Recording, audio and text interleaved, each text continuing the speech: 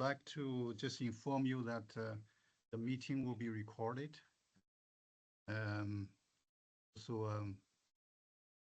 Quite a few colleagues would like to join, but there's other meetings overlapped with this time, so they very much want to listening the recording after the meeting.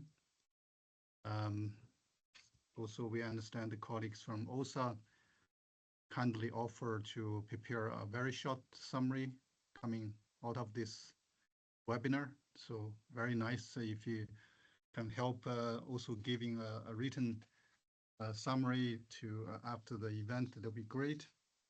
My name is Wei Liu from UN DESA. So I have my honor to moderate today's session. Let me give you a little bit background before we start the meeting. This meeting is actually a follow-up from the last UN Interagency Task Team's global coordination meeting. At that time, there was a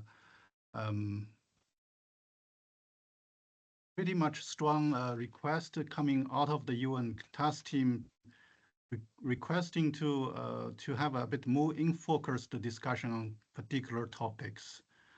One of the topics coming out of this actually also was briefed in the last IATT meeting was the discussion regarding the UN outer space, UN office. OSA colleagues briefed about the work they are doing regarding to the space for SDGs. So it's basically an informal internal capacity building activity for colleagues to learn about the space technology regarding to the SDGs. So in that connection, also we're thinking this activity, the knowledge sharing, and also highlighting a particular UN entities activities will be quite useful for informing the upcoming STI for SDG, the multi-stakeholder STI forum. So without further ado, I'd like to first pass over to the first speaker. We will have 4 speakers in our session, and after that, we will have a Q&A session. And the meeting will be has been already recorded. The first speaker is Ms. Astra Bonini, Chief of the Branch, Integrated Policy Analysis Branch, UN DESA. And Astra, the floor is yours. Thank you so much, Wei, and I consider myself less a speaker and just make a few introductory comments about the webinar, and also to thank the colleagues from UN OSA for being here and other colleagues from IATT. And really, as Wei said, the follow-up from the last meeting, this focus on the mandate of IATT to really promote coordination, coherence, and cooperation within the UN system on STI matters. It's a platform that we want to fully utilize to share knowledge and share updates on state-of-the-art progress and technologies with other colleagues. As we know, many parts of the system are working on work that overlaps and very much can feed into synergies so that we can really scale up the impact of STI on the SDGs. So this is a first opportunity to have a session focused in on specific work that we can then open up for discussion and potentially raise some interesting questions and bring forward partnerships and collaboration on some of this work. And the focus today, it's very timely, I think, following from the recent Pact of the Future, which really highlights the importance of international cooperation, peaceful outer space exploration for the benefit of humanity, and also for supporting progress toward the SDGs, which is the focus of IATT. It invites multi-stakeholder engagement and collaboration, and actually makes a call for a new framework through the UN Committee on the Peaceful Use of Outer Space and the hosting of UN Space for a conference in 2027. So quite an emphasis on outer space and looking forward to the future orientation. So we're very happy to have today the United Nations Office for Outer Space Affairs to give a few presentations on the work that they're doing to leverage space technology to address the SDGs. And I know there are many others on the call from other parts of the UN system working in this field and focusing on how space technologies can help advance our work. So I really look forward to fruitful discussion and to hearing the presentations from the colleagues. Thank you very much. Thank you very much, Astra. Thank you. I'd like to give the floor to the next speaker. IATT, sorry, my pronunciation is really IATT Holamani, the director of OSA. IATT will present the overall background and the context of the outer space. Thank you so much. The floor is yours, IATT. Thank you. It's a great pleasure to be with you. Thank you, everybody, for taking the time for us today. Excuse me, the mic is, the volume is very low. Just a moment.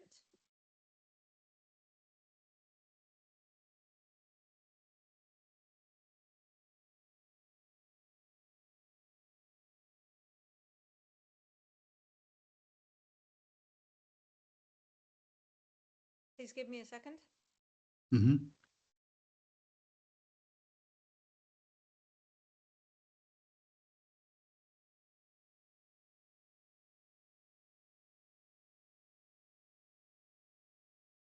Is it better now?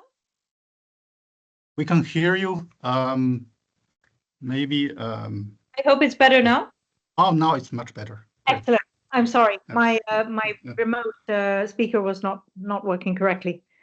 So it's a great pleasure to be with you here and to give you an overview of UNUSA, arguably the office in the UN that the least people have heard about, but we hope that with this presentation, we will give you some interesting information. This office was established back in 1957 as an expert unit in New York, designed to act as a secretariat for what was then an ad hoc committee on the peaceful uses of outer space.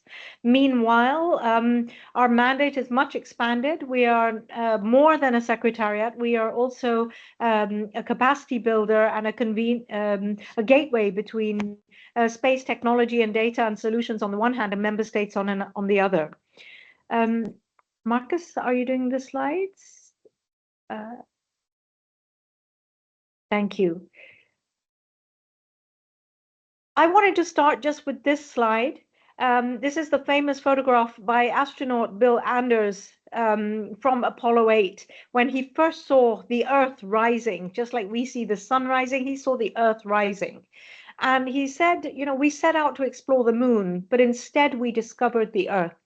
And I think that's really poignant because from the vantage point in space, we can see so much of what is happening on Earth. We have been taking photographs of Earth for the last 60 years, but also from space, we can communicate with Earth and we can navigate on Earth and put together satellite imagery, satellite communications, and navigation technologies are enabling so many applications which contribute to the Sustainable Development Goals in a myriad of ways. Next slide. Today's space ecosystem is quite phenomenal. The space economy the world over is worth somewhere between $500 and $600 billion. About 80% of the value is coming from commercial activities, mostly in the downstream segment. You just need to imagine the most famous satellite navigation system, GPS. which was put up for military purposes in the olden days. But meanwhile, the applications are literally in our hands. They're on our phones, they're in our cars. So these are the kind of downstream applications and the market which has been unleashed from investments that have gone into space technologies. Government budgets have been growing year on year into space technology, and more countries are entering the space sector every year. Next slide. Meanwhile, there are over 10,000 active satellites in space. Really incredible amount. And we maintain a register of all the objects that were launched into space. That's a treaty obligation on the Secretary General, which is implemented by our office. Next slide. Space is embedded into our daily lives in a way that we cannot imagine. Whether we're in the developing world or in the developed world, I mean, we have come to rely on satellite and space solutions in a phenomenal way.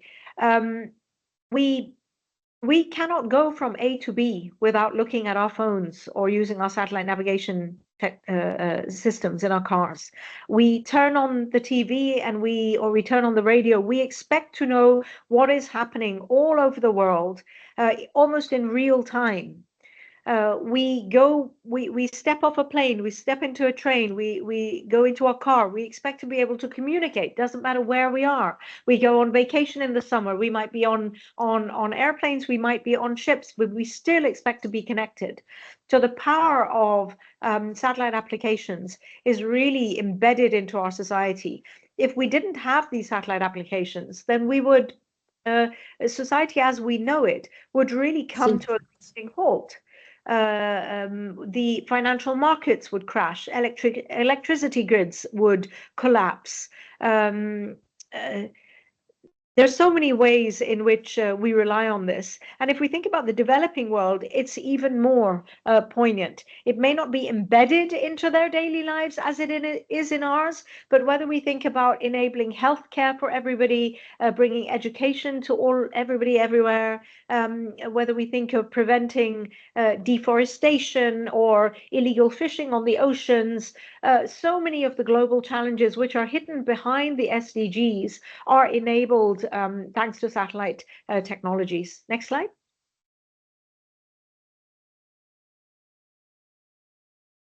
All of the Sustainable Development Goals are positively impacted by one or other satellite or space application. When we think about the SDG targets, 65 of them directly benefit from satellites because we're either monitoring progress towards their achievement or we're contributing directly or indirectly to their fulfillment. 10% of the GDP in advanced economies is literally underpinned by satellite data, services, and applications. Next slide. If we had not have seen it from space, we would not know that there is a climate crisis on Earth. 32 of the 54 essential climate variables can only be measured from space. Next slide. I just said that more than half of the essential climate variables can only be measured reliably from space. We have more than 1,000 satellites in orbit, which are used for taking photographs of the Earth.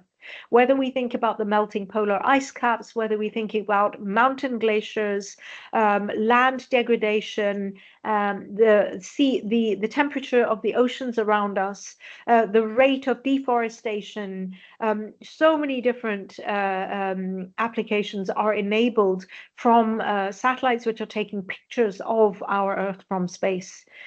We turn on the TV and we see the weather forecast. We use our apps on our phones. 90% of these weather forecasts and in fact early warning systems are enabled because of data that is coming from satellites. Next slide. I wanted to speak to you about global health. The image, let me speak to you specifically about the image on the left, the ship that you can see. This is a floating hospital. It was enabled by an NGO called Friendship in just after the tsunami, the big tsunami that took place. I think it was back in 2004. And here you can see an image of this floating hospital, which goes every few months around the fjords of Bangladesh. It's also going around other countries in Africa. It is sailing around our different parts of the ocean in order to provide healthcare to remote and isolated communities who would otherwise never be diagnosed, never be treated. I'm sure that everybody on this call, we are used to having a GP, a doctor who knows us, who we can see whenever we want. We can make an appointment, we can go and visit. These communities don't have that. They may live suffering and with diseases that would otherwise never be diagnosed if it wasn't for this kind of application, which is enabled thanks to satellite technology. But you can see on that little chip there, you can see a satellite dish on the top, and a modem on the top, the parable that you can see. These are the connectivity which enables remote surgeries to happen by the medics who are on the ship being remotely connected to urban hospitals. It enables data to be sent back and forth, analyzed remotely, treatments and diagnoses to be provided on the ships, and so on, and repeatedly. This was really highlighted during the COVID pandemic, the importance of satellite communications. And, you know, we had some clusters of professionals who were given exceptions to travel. Satellite engineers were also given exceptions to travel because connectivity literally meant the difference between life and death, between knowing how to protect yourself, how to where to go. That was the only way of providing information to many pockets of isolated communities. Similarly, on the right, you have an image of medical treatment being provided to expecting mothers in Benin. But space supports global health in more ways that we can imagine. Also by looking at the satellite imagery, which sees the storms, it sees where has flooding happened, where are there ponds of stale water, where are the breeding grounds for dangerous mosquitoes, where may mosquito-borne diseases be carried. It allows us to provide early warnings, send information. So it's really a very powerful enabler. It's not obvious. We suffer from being an invisible infrastructure with a very powerful impact. Next slide, please. So space inspires the pursuit of STEM education all over the world. We work with universities and research organizations, and we're in touch with schools where high school children are building their first satellites, and we run competitions for the youth.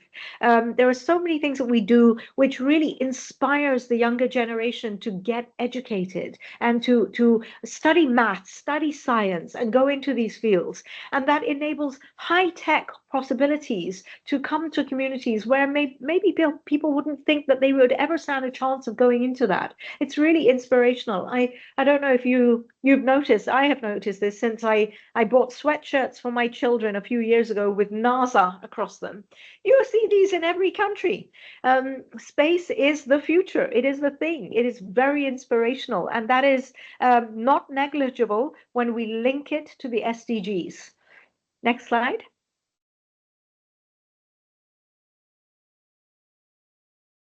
Here, I want to explain this image to you. This is a photograph of girls, marginalized girls across 245 schools in Kenya, who are being given access to a program called Maths Whiz. And they have access for 1 hour a week. And in these schools in Kenya, it was noticed that by giving these children access to 1 hour a week of an online maths program, which was tailored for them, so they would log in, they would do their quiz, they would move away, and the following week they would log in again. So really personalized experience. The learning age of these girls increased over 1 year by 18 months. And this was a pilot project funded by a UK development the development ministry back in, I think it was 2007. And the CEO of the satellite operator, which was enabling this connectivity, after the funding ran out, he said, I can't take this connectivity away from the schools. We have transformed these children's lives. I'm not walking away from it. So the pilot funding ran out, the government funding ran out. But meanwhile, it is a CSR project. So it's a one of these bona fide projects that are done out of the goodness of the heart of the company to show their social responsibility and their contribution. But for me, this is the kind of project that we as an office are seeking to scale across Africa, across Asia. There are so many isolated communities where children, I mean, this was focused on marginalized girls, but all children, boys and girls, even adults, don't have access to education and training. So again, you see the transformative power of satellite technologies. But I mean, I spoke to you about the image there, which is about education, but it goes far beyond education. We contribute to so many different sectors: service delivery, banking, finance, agriculture, many sectors where each one is benefiting by having access to technology and the internet thanks to satellite. Next slide.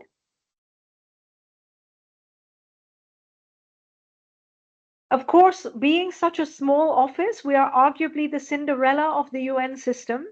With the largest mandate, we cannot do our work without partnerships. We partner with private sector entities, with space agencies, with governments, with NGOs and civil society in many ways to enable capacity building.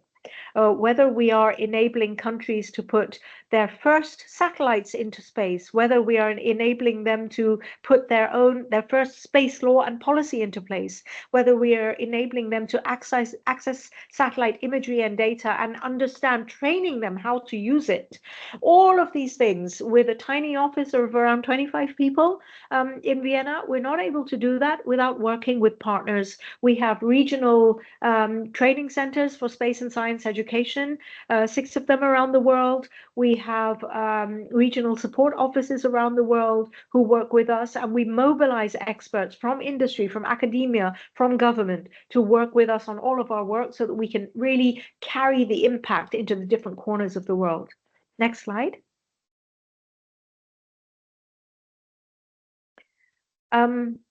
Okay, unfortunately, the images are not working, but normally you should be able to see on the left here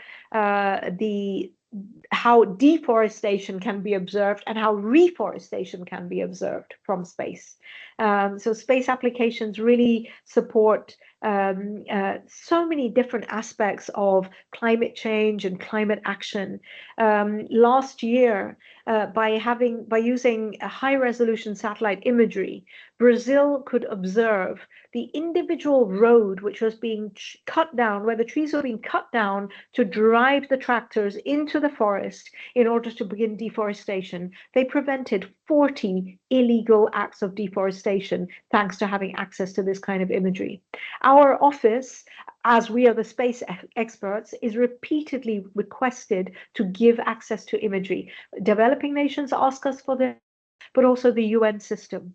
My colleague Laurent is on the phone. I was with him in COP this week, and he showed me 3 emails, 2 from UNDP, 1 from UNICEF, asking, can you give us access to imagery? We need to see what's happening with the Yemen oil spill. We need to see what's happening in South Lebanon. We need to see what's happening here. We're struggling to get access to this imagery. So this is so powerful. It's very important for the United Nations mission as a whole. There's more than 25 entities who are relying and making use of imagery from space, but also, of course, for member states. Member states need to take action at the local level. So it's one thing to observe from space the pace of deforestation or the shrinking of a lake as it dries up over the years, or the melting of the polar ice caps. It's something else to put high-resolution imagery and 3D illustrations of what land looks like in order to simulate what is the precise impact of sea level rise. This is what it means to really empower member states, to enable them to take local action. Next slide. So satellites are used not only for climate monitoring, but also for climate action. I talked about that briefly now. Some more day-to-day examples. By using satellite navigation, we can drive more efficiently. When we think about fleet management and goods which are being transported from one part of Europe to the other, or over larger distances, these distances can be halved. They can be much more optimized, and so we can reduce harmful emissions and reduce the use of polluting substances. We can reduce the use of pesticides and fuel. We can optimize these things. We can see, using satellite imagery, where are the hottest parts on our land. That helps urban planning. It supports the planning of where should we put wind farms, where should we put solar farms. Yeah, we can optimize all of these things by leveraging satellite data. Next slide.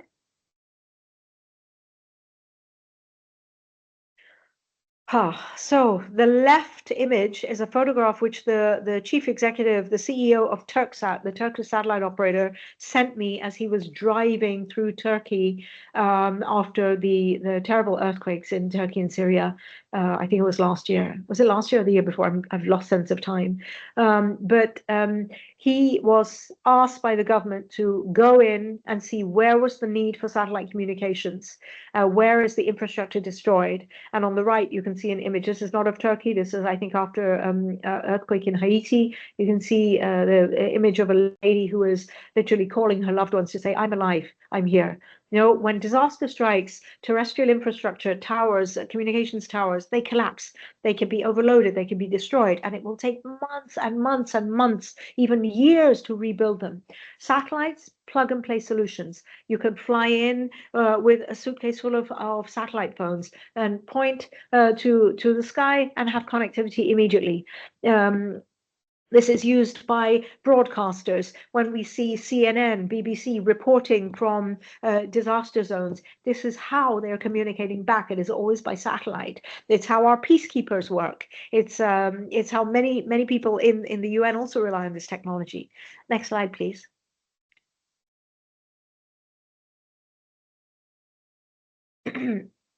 Marcus, can I just ask you, I'm not sure when I was meant to stop and when you were meant to take over. There will be coming one spider slide, and then Laurent will take over. Okay, one dedicated spider slide. Right, got it. So satellites are also used. No, let me take a step back. It's not just about what you can do with the imagery and the data and the tools themselves in the field. It's very much also about your ability to tell a story. I mean, I joined the UN from industry just over a year ago, and when I was with industry, we entered a crisis communications charter with the World Food Programme's Emergency Telecoms Cluster, the UNETC, and we know that there will be a disaster in one place, and it's been covered by the press all over, and so there's lots of donations going there. But as soon as there's another disaster elsewhere, the media attention shifts, and we have donor fatigue, right? And then we're struggling again. So you could be inundated with satellite solutions and data. In Haiti, when there was an earthquake, we were literally tripping over satellite dishes, whereas in a different part of the world, there was none. Because there was, so the power of storytelling, the visual storytelling, the importance of informing the world of what is happening, be it disaster, be it elections, be it somebody landing on the moon, so many different bits of information which are important to convey. So we have this added dimension which really contributes to activism, to resilience, to information, and that in itself is extremely powerful as well. Next slide, please. So why is the UN involved in all of this space stuff? Next slide. As I mentioned, we were established, UNUSA was established as this tiny expert unit in New York back in the 50s. It was established when the first satellite went into space, Sputnik from USSR at the time, and the ad hoc committee, which went from just a handful of member states to 18 to 24 in those initial years. The first thing they worked on was the Outer Space Treaty. The Outer Space Treaty was adopted in 1967. It remains until this day the cornerstone of underpinning the entire space economy as we know it today. And it is referred to again and again. You will have seen the latest reference in the Pact for the Future. The first thing it calls on is we decide to reaffirm the importance of complying with and adhering to the principles of the Outer Space Treaty, which really state that this is for the we have to explore space peacefully together. It is a province of all mankind. So this is really where you have the scene setting of space being unleashed for the Sustainable Development Goals. But it came from an era of the Cold War. They needed this reassurance that the treaty provided because they were scared of each other's capabilities. What might one nation do against the other potentially? So it was born out of a desire for reassurance, but in fact, it unleashed everything that we're seeing happening today. All of the stories that I told you about imagery, about communications, all of this is thanks to this pivotal moment and the work that happened in the 60s and early 70s. Over the years, the committee has adapted. We're no longer no longer living in a time where consensus can be found on new treaties. That is very difficult with the geopolitics, but it's also not appropriate. Space is a very, very dynamic sector. It's evolving so fast. And so now we see the emergence of soft law, principles, recommendations, guidelines, which are good because they may take as long as any treaty to develop. The long-term sustainability guidelines you may have heard of, they took 10 years to develop, but they have the political backing of all the member states of COPUS, the Committee on the Peaceful Uses of Outer Space. So they benefit from the shared political will, and they have the agility of being able to be updated, modified, supplemented with new principles and guidelines. We are looking now at implementing the Pact for the Future, and as part of that, there may be a new space summit called the Unispace 4, which we hope that the committee will take a final decision on early next year, and that would take place then in Vienna in June of 2027. Typically, these summits, they have happened every 25 years. The last one was Unispace Plus 50. It celebrated 50 years since the Outer Space Treaty. These are the summits which really unleash new programs. So thanks to the last summit, we established the Intergovernmental Committee on Global Navigation Satellite Systems, where you see all the GPS type providers, GPS, Beidou from China, GLONASS from the Russian Federation, Galileo from the European Union, the Japanese model, the Indian model. All of these providers come together to work on the interoperability of their systems because they know that they can be together, they can be more than the sum of their individual parts. So even at a time of massive geopolitics and wars and so on around the world, we still see, thanks to COPUS, thanks to UNUSA, collaboration and consistent moving forward and progress on collaboration around space issues. And that's, I think, really, really important. Many parts of the UN are stuck or finding difficulty. We're still able to advance. Next slide, please. So we started as a convener, the middle box there, coordinating, the left box, we were coordinating the UN activities, bringing the member states together, supporting them on space governance. But we're also a gateway. We help member states access space technology, data, and services. Many of them don't know what they can do with space technologies. They don't know how to access space data. They don't know how to use it if we give it to them. So we bridge the gap between space solutions, space agencies, member states, and all of their capabilities, but the needs at the grassroots level on the other side. And we are a capacity builder. We empower member states, we give them data, we train them how to use it. So that's what UNUSA does. Next slide, please. I mentioned we're already secretariat to the committee, to the International Committee on GNSS, to the Space Mission Planning Advisory Group. So believe it or not, that member states actually coordinate on something called planetary defense. The dinosaurs were arguably wiped out by something big crashing on Earth. It may happen again. There is a large asteroid coming towards Earth in 2029. We know the exact day, we know the exact year, the exact month. It's Friday the 13th of April, by the way, Friday 13th, 2029. But we actually facilitate the coordination between member states to keep an eye on what's happening, what might happen to Earth. We coordinate on all of that. The capacity building program I mentioned to you, whether it's space-based information for disaster and emergency response, that's UN SPIDER, whether it's helping countries launch their very first satellites, whether it's helping countries put their space laws into place, supporting the development of space economies and so on, all of these things, but also the treaty obligations. So keeping a register on behalf of the Secretary General of everything that's ever been launched. So who owns what in space, who is responsible for it, who is liable for it, we do all of that. Next slide.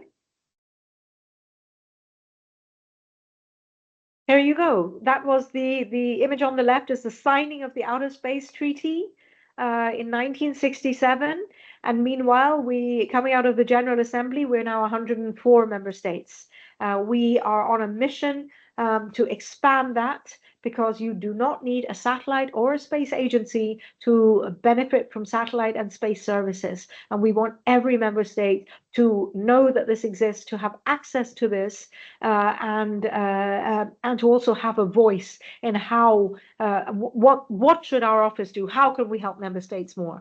We want every member state to be holding the UN and UNUSA accountable and responsible, so that we can do our job better and wider in the service of more and more member states. Next slide, please.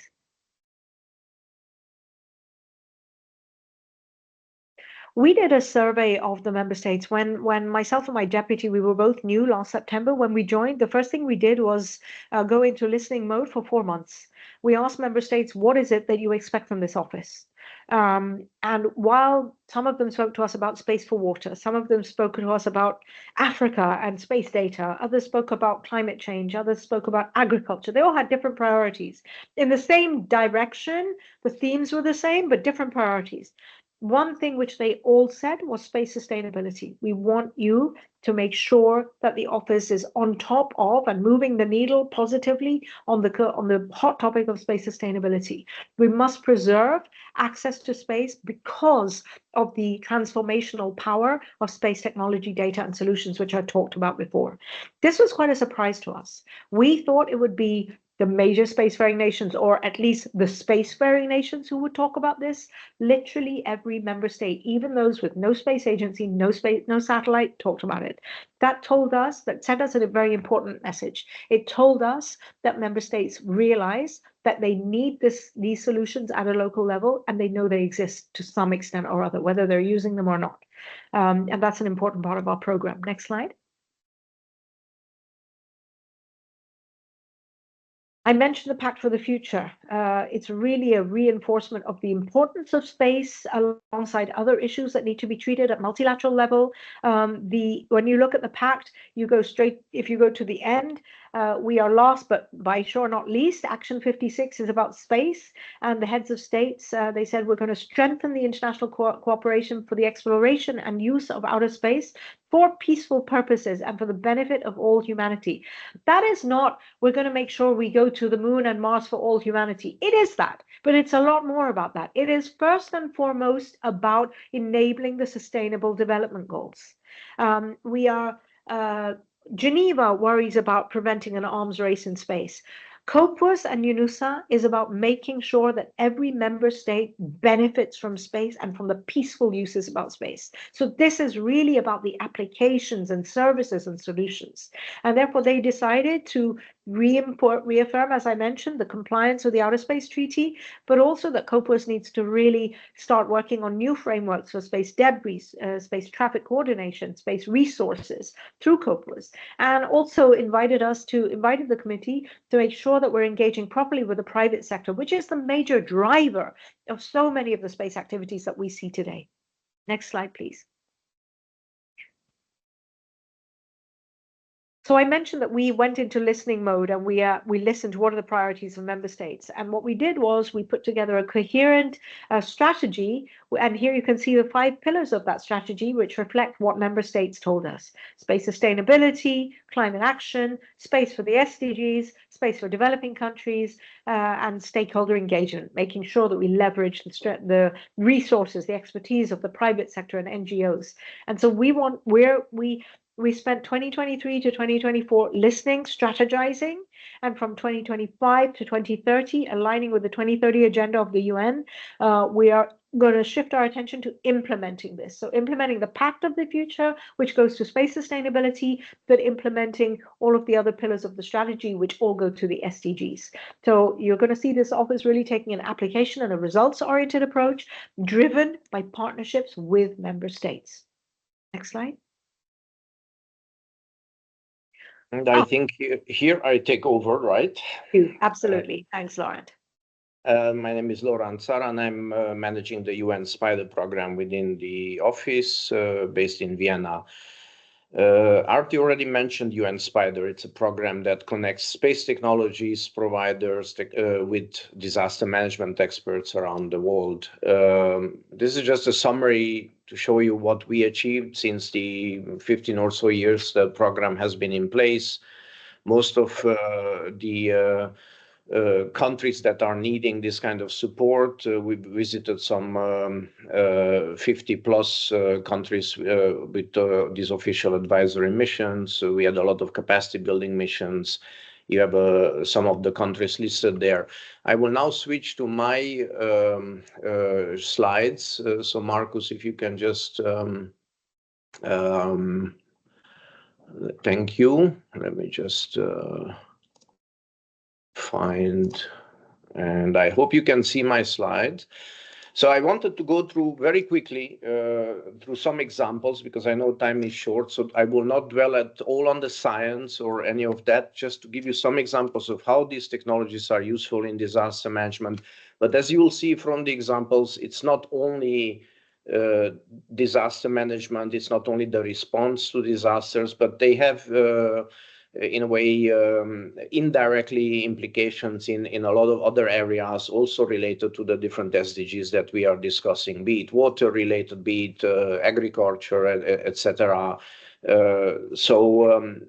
Again, before I go into those examples, I wanted to stress that the program, when it was established, was looking at making sure that all types of space technology are more accessible and more usable, more affordable to all member states. And we talk about Earth observation data, we talk about navigation satellite systems, we talk about satellite communications. Arti already discussed a lot about the satellite communications and its importance. I will focus more on the Earth observation data and a bit on navigation systems.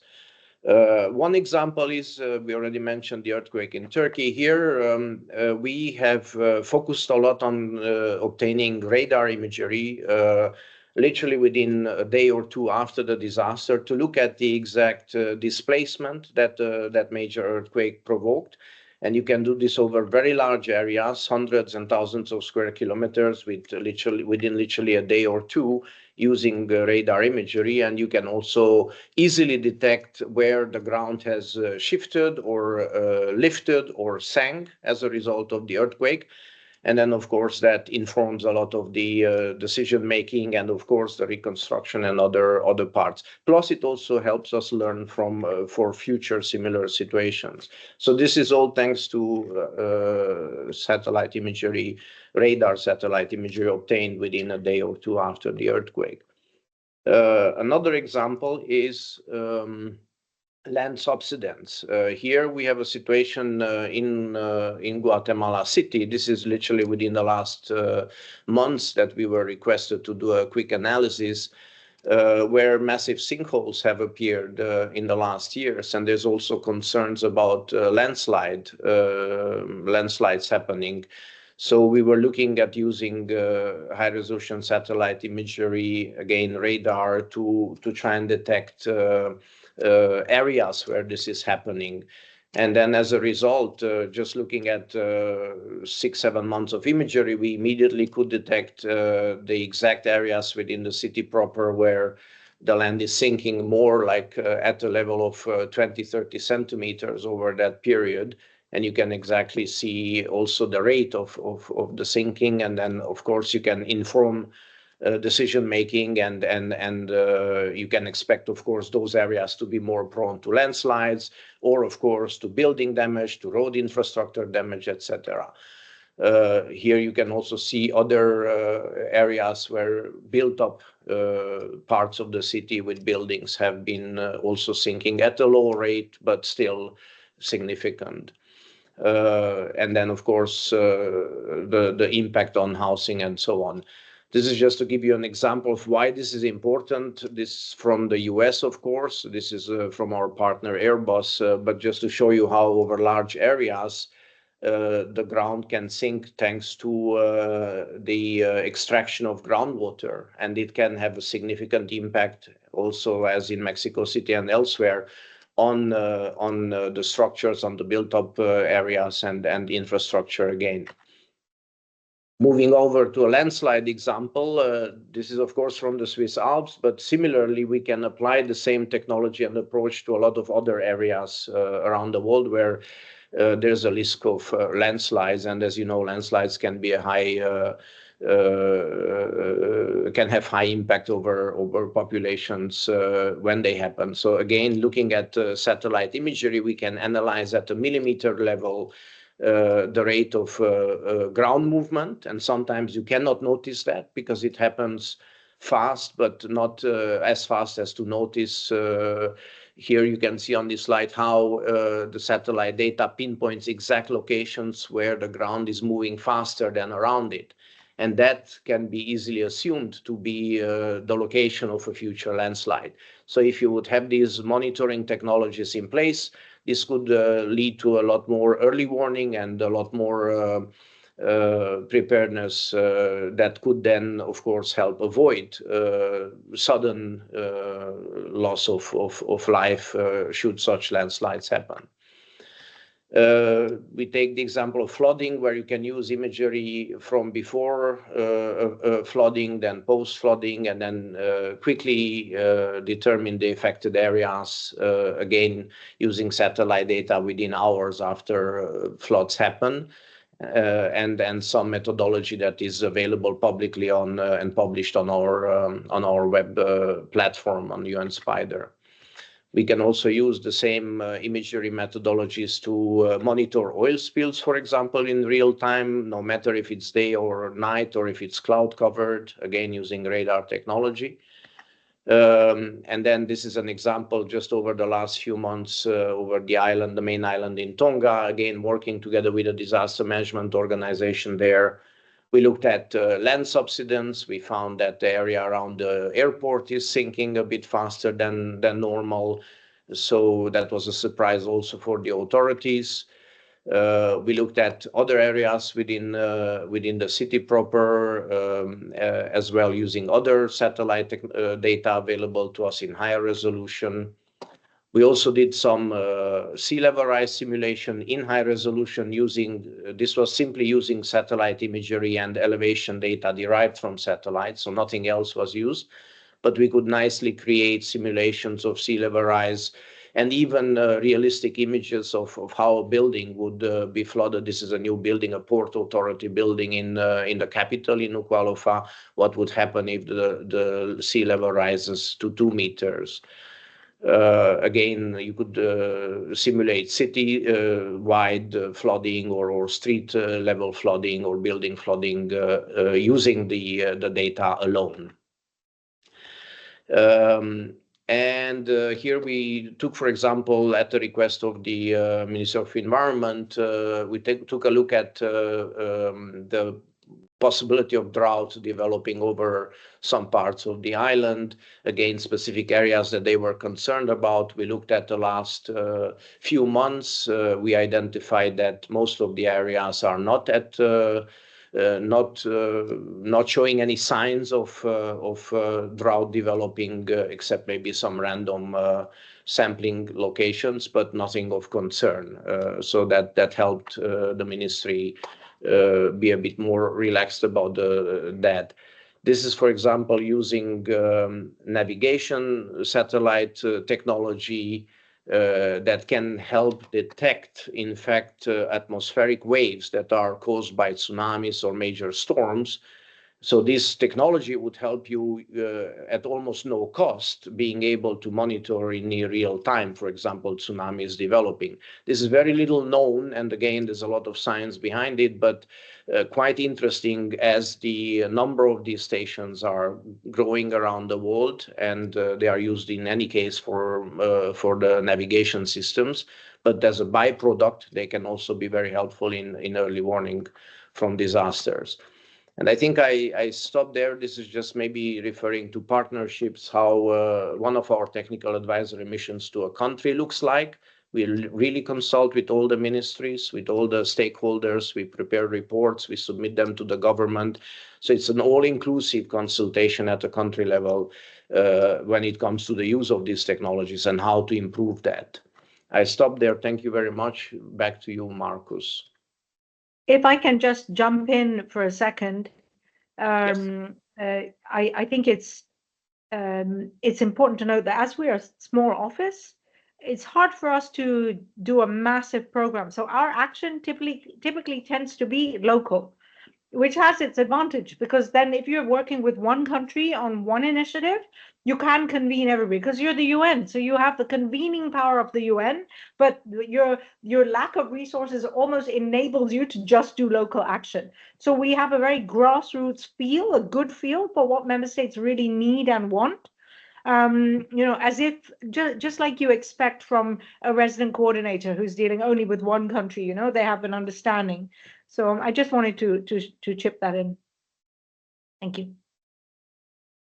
If I may quickly coming in here, Director Ati, to your point on this possible scaling up and also partnership, I just want to let you know we have a colleague from DCO Africa join today's meeting, and also other colleagues, for example, you provide great examples on this telemedicines and so on. We actually have a WHO e-health initiative colleagues join today's meeting. I understand Marcos will present your presentation, and I'm just be mindful on the time. I hope Marcus don't mind to speed up a bit, so to leave a little bit time for colleagues to come in to see what they can help partner with also, for example, on scaling up of some of these activities. Thank you, Marcus. Thanks very much, Ray. Thanks for the reminder about the time. I'm fully aware of that. Thanks, everybody, for joining. I just wanted to put everything which the director mentioned in the beginning with regards to the capabilities in a very close connection to the topics under review of the HLPF next year, and also knowing that the STI forum is aligned to the topics and the SDGs and the review of the HLPF. We have picked out a few of the very concrete actions and programs the office is running. Laurent has mentioned already from the SPIDER side and from the climate action side of things in terms of what the office is doing, and I'm just very laser focusing on 4 different areas where we're doing very concrete actions on space and global health, where we have a standing resolution as of 2022, where we are requested by member states to strengthen capacity building and networking through regional technical cooperation. How we do that? On the one hand side, we are working on international conferences. We are hosting international conferences with colleagues from the UN system, WHO, in order to collect global recommendations and exchange on actionable solutions.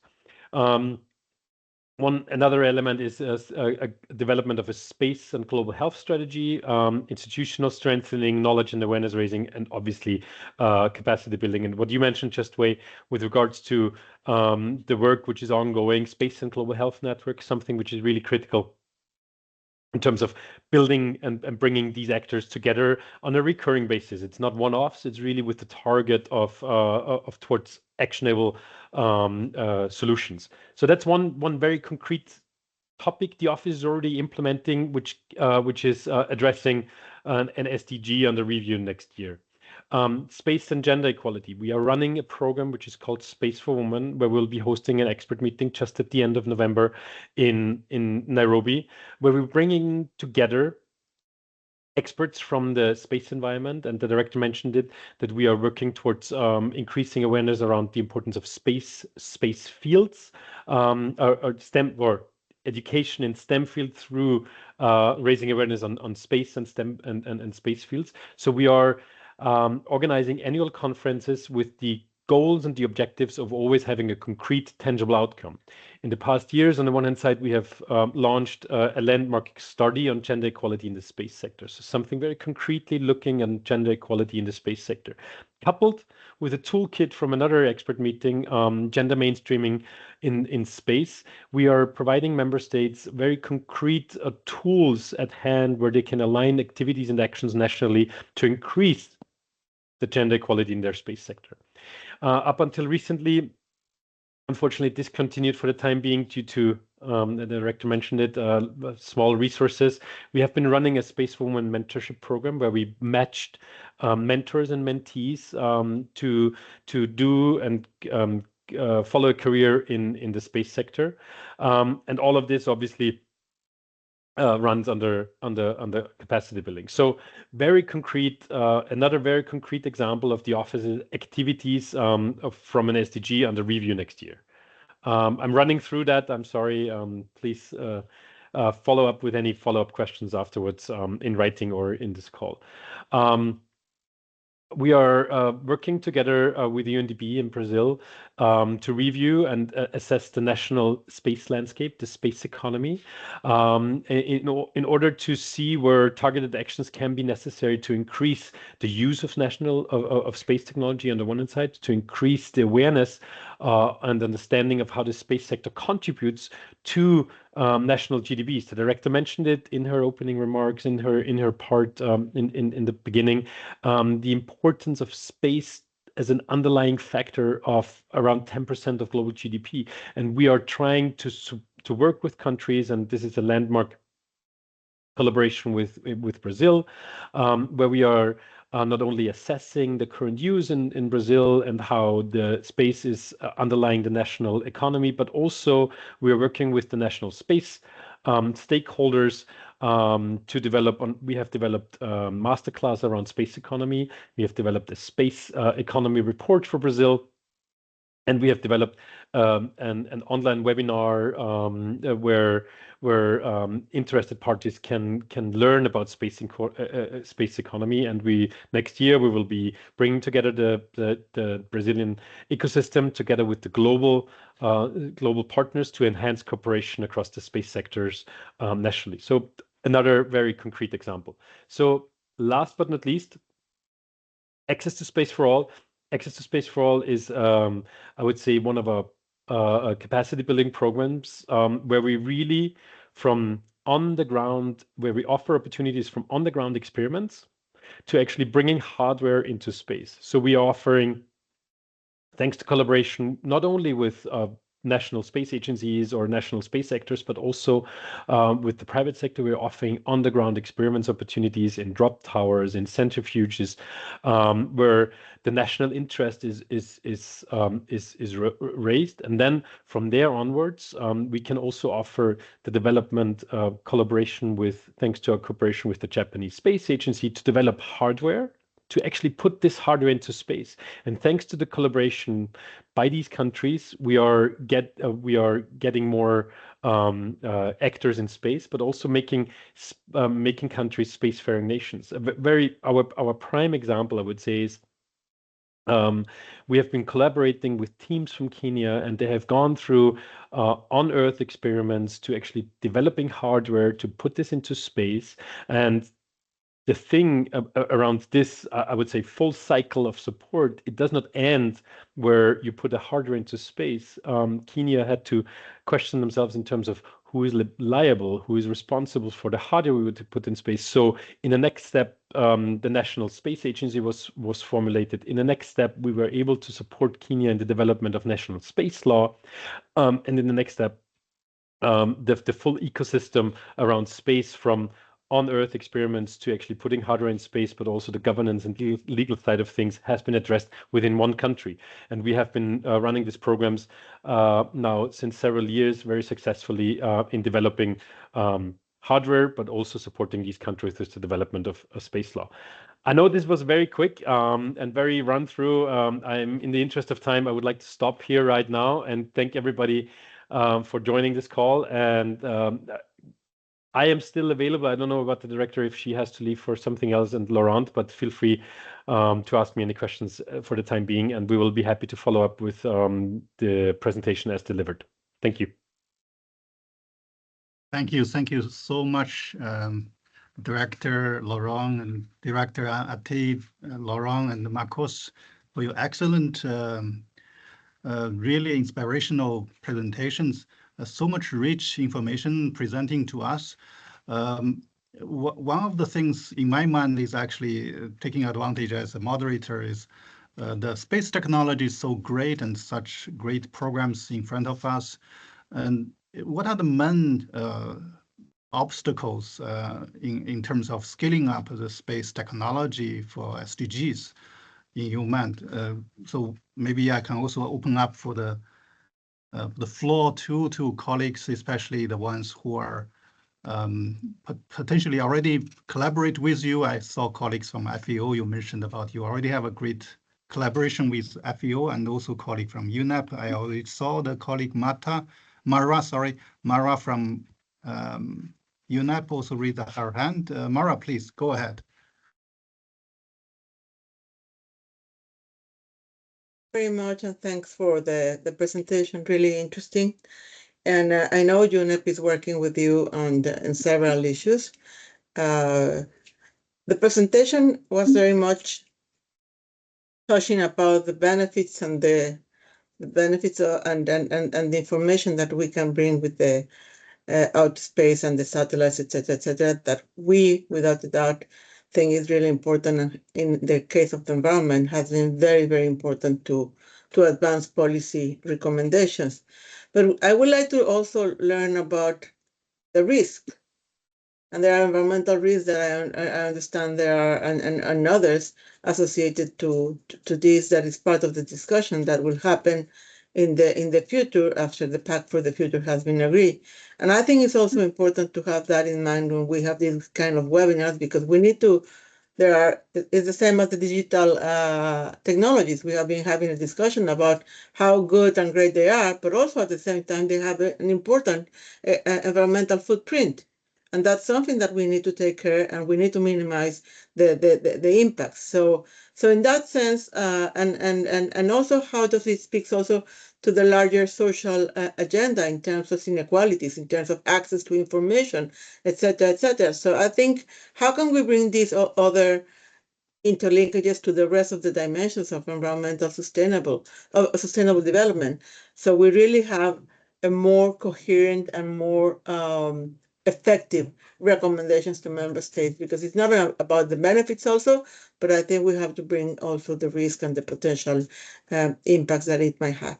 Thank you. Thank you. There was a lot of questions in one there, Mara, but let me just share a couple of thoughts. First is we're putting a space sustainability program in place for for our member states, for the COPWIS delegates, but that includes certain things which touch on other UN entities and agencies. For example, there's hazard zones when you launch satellites around launch vehicles. That is something we're discussing with ICAO. The environmental impact of launch plumes or burning up of satellites and debris, when it enters the atmosphere, that's a conversation we're having with UNEP. And these are all angles which form part of our space sustainability capacity building program. Basically, we're addressing also the issues that came out of the Pact for the Future. We are running a simulation exercise for member states on collision avoidance of satellites. We really want to make sure that when we are calling on them to address technical and complex issues, that they understand something about it, because we have a lot of diversity in the levels of knowledge of our delegates, obviously. Then about challenges more generally, people like to say that there's a budget issue. I'm sorry, I just don't buy that. I think we need to be smarter, more organized, and more coherent in our approach. When it comes to satellite imagery and data, we know there's over 25 different entities in the UN who are all buying duplicatively the same data. Many of those entities are looking at UNUSA not only by pinging Laurent with, can you help us with imagery here and here and here, but also looking at us as, you're the space guys, you're the space experts. Why don't you procure this centrally for us? And we have secured massive volume discounts when member states have approached us simply by aggregating demand. And we have the network, we have the contracts in place, and we know how to do that. So we're putting a proposal in place for a central procurement hub for satellite imagery for the UN system. If we can reduce the cost for the UN system, or if we can get more for the money that the UN system is spending, we're already doing a tremendous thing. But if we can really optimize that, that means that we can make it easier for member states as well. So I'm relatively new in the UN system. I've been told by people in New York, nobody in the UN is actually going to take a decision. Well, we are being concrete with our proposals, and we really hope that at least working level or the ones who can take decisions will take decisions with us, and we just start doing rather than waiting for structural change. Thank you so much. Marcus, go ahead, please. Thank you. Thanks, Wei. Allow me to complement a bit what the director said. I think it's why is the awareness not so, as big as we would hope to do. Everything which we do today is exactly the reason to address an increased awareness around the use of space technology. And I think we can leverage around the IATT. We have a very big membership group in the IATT to bring space technology not only within the UN system. That's one clear goal, that we are raising awareness about the importance of space, what we can do, but also for the benefits of member states. Think about going forward around the STI forum, around the HLPF, where we can really make very concrete references to the work the office is already doing, to the work which is done under the SDGs. And I think that's really critical, and it's a very heavy lift. And we obviously understand from our perspective the difficulties of member states in New York, for example, that there's so many different topics they need to address with very small delegations. But we are here actually to bridge that gap and to bring this awareness around space. And the director mentioned it's a critical infrastructure. It's everything which the director mentioned with regards to where space is used in our daily efforts is something which is unfortunately been taken for granted in many efforts. So there's one thing. On the one hand side, it's important to raise awareness about the importance of space in our daily work as the UN system. But on the other hand, as the director mentioned, building on the question from Mara with regards to how we can secure that for future generations and make that accessible and sustainable in the future as well. So I think we can use these platforms which we generate as internally in the system on the one hand side, but also the member states platforms for raising awareness around that, which will gradually then increase our outreach efforts, but also the use and understanding of the importance of space.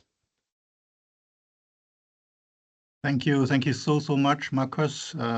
Laurent, I don't know if a colleague from DESA side, we have quite a few colleagues join from DESA side, and other colleagues also join here.